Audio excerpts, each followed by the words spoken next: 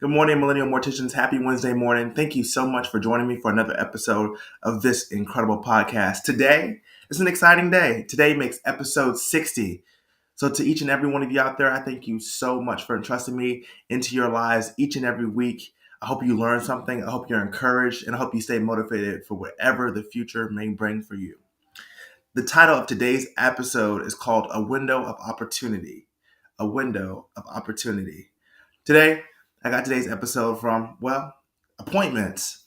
I've been having a lot of doctor's appointments and checkups and school appointments and just meeting with a bunch of different people, business appointments. And one thing that I've discovered and one thing that I've realized is there's nothing greater than mastering your window of opportunity and using your strategic connections and relationships to foster something great to help somebody else or even help yourself advance in your future, advance in your plans, or even advance in your career. And you don't want to mismanage that window. I feel like a lot of times we believe, or sometimes we even think that those windows of opportunity, those windows of chance are going to stay open forever. And the reality of it is we really don't know uh, when those opportunities won't be there anymore, or even if we'll have another chance to even sit in front of that same person or that same group of people. So we have to learn how to capitalize in the moment of time that we have. This plays back in our funeral homes and our daily lives because we have a lot of meetings. We have a lot of windows of opportunity. We have a lot of arrangement conferences and pre-needs and all those different things. And some people, and we have to start realizing this, some people are using us based off of a referral. A lot of times, or sometimes, they don't know who we are. They never met us before. This is our first. This is their first time, maybe even being in a situation like this or dealing with death in this way. And so we have a window of opportunity to get things right, to treat people with love and respect, and to be honest with them and transparent about the whole process and what things are going to look like and roughly how long things take. And so when you do that, you open a door, you open a window where it's like, okay, there's an opportunity for me to be able to serve this family again and again and again, but I have to do it right now. And I really think we need to start taking advantage of those pre-needed funerals and those pre-planned funerals and doing things that go the extra mile or the extra step to take things further, because you want to be able to have a hedge or an advantage over your competition in serving families before they get a chance to.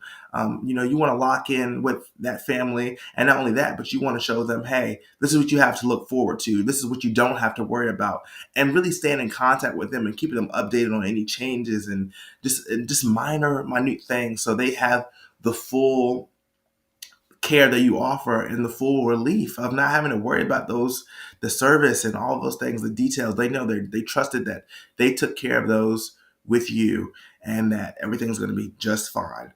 And that's a window. That's an opportunity for somebody else to latch onto and to say, I can take care of that, or I got that.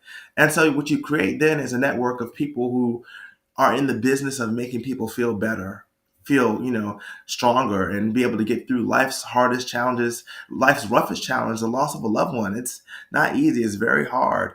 And we have to remember that we're all human and we all have emotions and we all have feelings. And so it's okay to dive in deep with the family and connect with the family and get the ins and outs with the family and just really try to put yourself in that area, that zone, that put yourself in their shoes, really be able to connect with them and feel what they feel. Because it's an opportunity, it's a window. And in the funeral business, we are fortunate enough to, some of us, to have opportunities come across our door every day. And what you have to remind yourself is there's a funeral home somewhere else that you don't know about, that you never heard of, that's waiting for just one opportunity to get that one family. They may have just opened their doors. It may be brand new. And so every chance you get, even if you serve the family 30, 40, 50 times, get it right again and again. Keep them coming back and saying, nobody makes me feel like so-and-so's funeral home. Nobody just handles me with such care. It's deeper than just a funeral. And that's what I want us to start changing our mindsets into thinking, into believing, into knowing all of this stuff that we're doing, all the collaborative efforts, the collaborative works. It's deeper than just a service. It's deeper than just a funeral. It's deeper than just a memorial service. it's deep, and there's real healing that takes place in our sacred work environments. But I love you guys. Use your window of opportunity this week when you guys meet together in your funeral homes, and you might be meeting might be having a conference this week. There's a lot of conferences going on I see out there for funeral services. Great. I love that. Congratulations to all my other mortuary school graduates as well that are out there. I'm so proud of you guys, especially my Millennial Mortician audience. I love you guys. I really do. And I don't just mean that. I don't just say that. I really mean it with my whole heart. So that's the end of today's episode. Remember, use your window of opportunity. Be bold. Be smart. Be effective in what you do. That door might not always be open. That window might not always be open.